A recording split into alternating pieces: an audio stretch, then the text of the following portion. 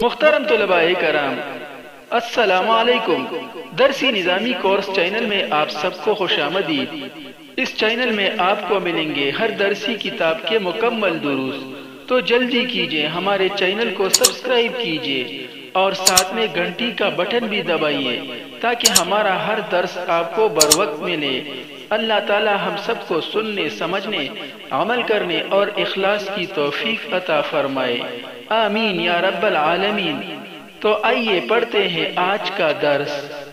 نحمدہ ونصلی علی رسولہ الکریم، اما بعد فاعوذ باللہ من الشیطان الرجیم، بسم اللہ الرحمن الرحیم۔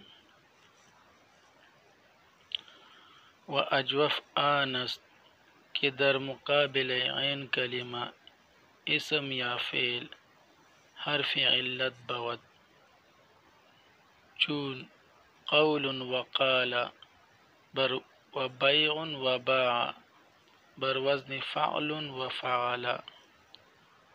محترم طلباء کرام، پچھلے درس میں ہم نے کلمہ کی 7 اقسام میں سے مثال کے بارے میں پڑھا تھا کہ مثال وہ کلمہ ہے، چاہے وہ اسم ہو یا فعل ہو، کہ اس کے فا کلمہ کے مقابلہ میں حروف اصلیہ یعنی فا عین لام میں سے فا کلمہ کے مقابلہ میں حرف علت آئے۔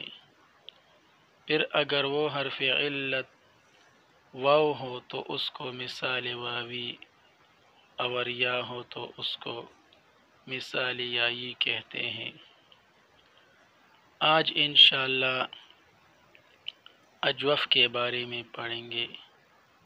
تو مصنف رحمۃ اللہ علیہ فرماتے ہیں وَأَجْوَفْ آنست، اور اجوف وہ کلمہ ہے، 7 اقسام میں سے اجوف وہ کلمہ ہے کہ در مقابل عین کلمہ، کہ عین کلمہ کے مقابلہ میں حروف اصلیہ یعنی فا عین لام میں سے عین کلمہ کے مقابلہ میں اسم یا فعل کے حرف علت بود، حرف علت ہو۔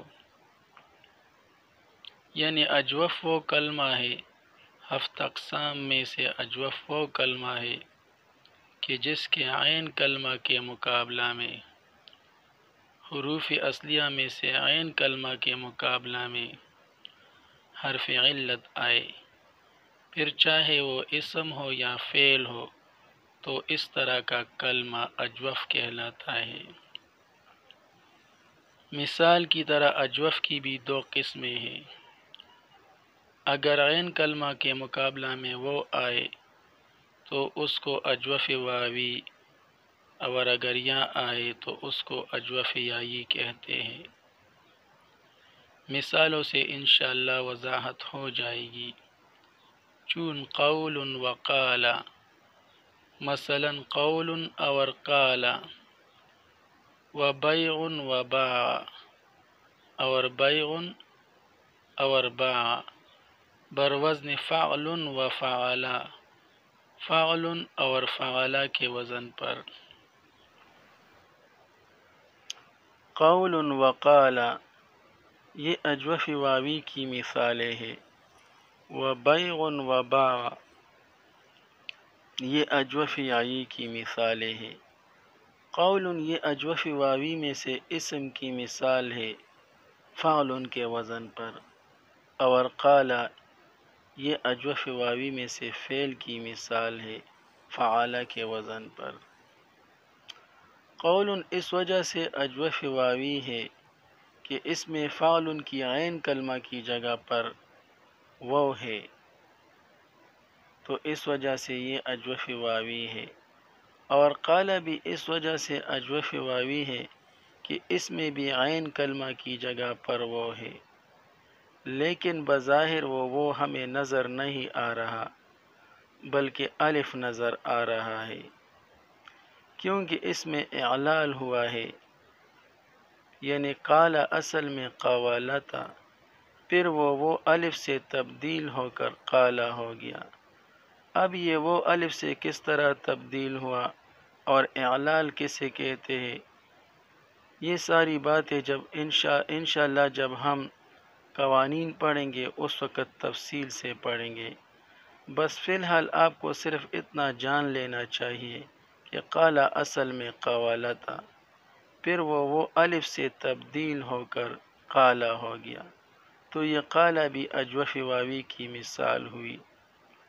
وَبَيْعٌ وَبَاعَ اور بیع اور باع، یہ اجوف یائی کی مثالیں ہیں۔ بیع اجوف یائی میں سے اسم کی مثال ہے فعل کے وزن پر، اور باع اجوف یائی میں سے فعل کی مثال ہے فعل کے وزن پر۔ بیع اس وجہ سے اجوف یائی ہے کہ اس میں عین کلمہ کی جگہ پر یا ہے، اور باع بھی اس وجہ سے اجوف یائی ہے کہ اس میں بھی عین کلمہ کی جگہ پر یا ہے، لیکن بظاہر وہ یا ہمیں نظر نہیں آ رہی بلکہ الف نظر آ رہا ہے۔ اس میں بھی قالا کی طرح اعلال ہوا ہے، یعنی باع اصل میں بیع تھا، پھر وہ یا الف سے تبدیل ہو کر باع ہو گیا، تو باع بھی جو ہے یہ اجوف یائی کی مثال ہوئی۔ جس طرح قالا اجوف واوی کی مثال ہے، اس طرح باع اجوف یائی کی مثال ہے۔ قالا میں بھی اعلال ہوا ہے اور باع میں بھی اعلال ہوا ہے، اور میں نے آپ کو پہلے بتایا کہ اعلال کے بارے میں ہم انشاءاللہ جب قوانین پڑھیں گے وہاں تفصیل سے پڑھیں گے۔ بس فی الحال آپ کو صرف اتنا جان لینا چاہیے اور جان لینا ضروری ہے کہ یہاں پر اعلال ہوا ہے، قالا اصل میں قوالا تھا اور باع اصل میں بیع تھا۔ باقی تفسیر انشاءاللہ پھر ہم قوانین کی بحث میں پڑھیں گے۔ آج کے لیے اتنا ہی کافی ہے۔ اللہ تعالی ہم سب کو علم نافع عطا فرمائے، آمین۔ وصلی اللہ تعالی علی خیر خلقہ محمد وآلہ واصحابہ اجمعین برحمتک یا ارحم الراحمین۔